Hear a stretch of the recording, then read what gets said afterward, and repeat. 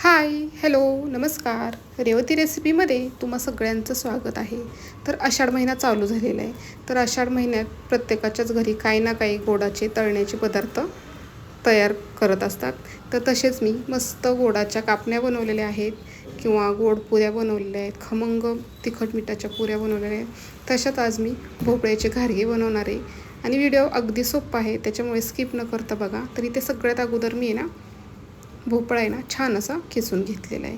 भोपळा छान असा खिसलेला आहे. कढईमध्ये ना थोडंसं तेल टाकलेलं आहे आणि तेलामध्ये ना आपल्याला भोपळा छान असा परतून घ्यायचा आहे. हे बघा, भोपळ्याचा कलर चेंज होईपर्यंत आपल्याला भोपळा परतून घ्यायचा आहे. आता इथे मी ना बारीक गूळ आहे ना छान असं चिरून घेतलेला आहे. आता गूळ टाकूयात आणि गूळ पूर्णपणे आपल्याला आहे ना वितळवून घ्यायचा आहे. तर बघू शकता गुळाचं छान असं पाणी झालेलं आहे. गॅस मिडियम ठेवायचा आणि मिडियम गॅसवरती आपल्याला हे गुळाचं जे पाणी आहे ना ते पूर्णपणे ना आटवून घ्यायचं आहे. हे बघा, आणि गॅस मिडियम करूनच गुळाचं पाणी आटवायचं, म्हणजे आपला जो भोपळा आहे ना खिसलेला तो छान असा शिजला जाईल. आता पाणी बऱ्यापैकी आटलेले, अगदी थोडंसं ओलसर दिसते. तर ह्याच्यामध्ये आपण वेलची आणि सुंदची पावडर टाकूयात आणि पुन्हा व्यवस्थित मिक्स करूयात. आणि एका परातीमध्ये ना हे काढून घेणार आहे आणि थंड करून घ्यायचं आहे, कारण आपल्याला आहे ना पीठ मळून घ्यायचं आहे. आता ह्याच्यासाठी मी इथे ना 3 वाटी गव्हाचं पीठ घेतलेलं आहे. अर्धा किलो आहे ना भोपळा आहे. 3 वाटी गव्हाचं पीठ घेतलेलं आहे आणि पाऊण वाटी बेसन पीठ टाकलेलं आहे. आणि चवीनुसार मीठ टाकूयात आणि हे चांगलं आहे ना व्यवस्थित असं मिक्स करून घेऊयात. छान असं पहिल्यांदा मिक्स करून घ्यायचं आणि अगदी थोडं थोडं पाणी टाकून आपल्याला आहे ना पीठ आहे ना छान असं मळून घ्यायचं आहे. जास्त पातळसुद्धा करायचं नाही किंवा जास्त आहे ना घट्टसुद्धा ठेवायचं नाही. आपण याच्यामध्ये गूळ आणि बेसन पीठ टाकलं आहे, त्याच्यामुळे हे पिकट आहे ना जास्त प्रमाणात चिकट असं होतं.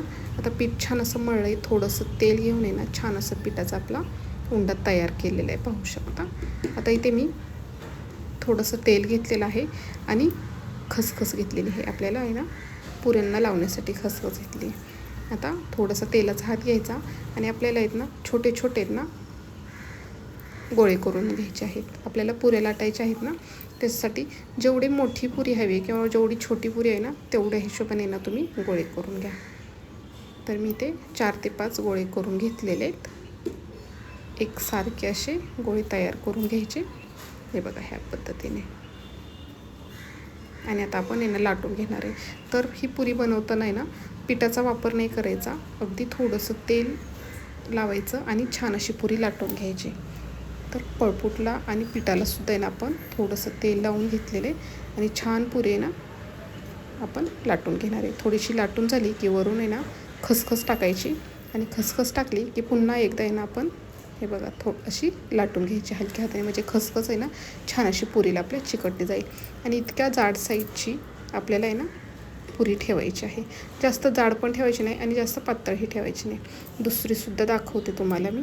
हे बघा, अगदी ह्याच पद्धतीने आपल्याला आहे ना सगळ्या पुऱ्या आहेत ना लाटून घ्यायच्या आहेत. पाहू शकता, खसखस निघू नये म्हणून हलक्या हाताने पुन्हा पुरी ना लाटून घ्यायची, म्हणजे खसखस निघणार नाही. तर ह्याच पद्धतीने ना मी 4 ते 5 पहिले गोळे केलेले ना त्याच्या पुऱ्या लाटून घेतलेल्या आहेत. आता हे आपण पहिल्यांदा तळून घेऊया. तर कढईमध्ये ना तेल गरम करायला ठेवलेलं आहे. तेल कडकडीत असं गरम झालेलं आहे. गॅस मिडियम ठेवायचा आणि मिडियम गॅसवरती आपल्याला पुरी ना छान अलटी पलटी करत आहे ना तळून घ्यायची. पुरी सोडायची आणि 1 मिनिटभर हात नाही लावायचा. 1 मिनिट झालं की झाऱ्याने तेल पुरीवर सोडायचं आणि पलटी करायची. आणि जशी जशी पुरी आपण तळणार आहे ना तशी तशी छान टम्म गरगरीत अशी फुगते, बघू शकता तुम्ही. पाहू शकता, मस्त पुरी आपली फुगलेली आहे. तर ह्याच पद्धतीने सगळ्या मी पुऱ्या आहेत ना लाटून तळून घेणार आहे. तर व्हिडिओ कसा वाटला हे तुम्ही कमेंट करून मला नक्की सांगा. व्हिडिओ जर आवडला तर व्हिडिओला एक लाईक करा. चॅनलवर नवीन असाल तर चॅनलला सबस्क्राईब करा. आणि तुम्हीसुद्धा आता आषाढ महिना थोडेच दिवस राहिलेला आहे, तर मस्त अशा आहेत ना भोपळ्याच्या टम्म फुगलेल्या पुऱ्या करून बघा. किंवा ज्वारीच्या पिठाच्यासुद्धा मी पुऱ्या दाखवलेल्या आहेत. गव्हाच्या पिठाच्या गोड पुऱ्या दाखवल्या आहेत, तेही करून बघा. व्हिडिओ बघितल्याबद्दल तुम्हा सगळ्यांचे मनापासून धन्यवाद.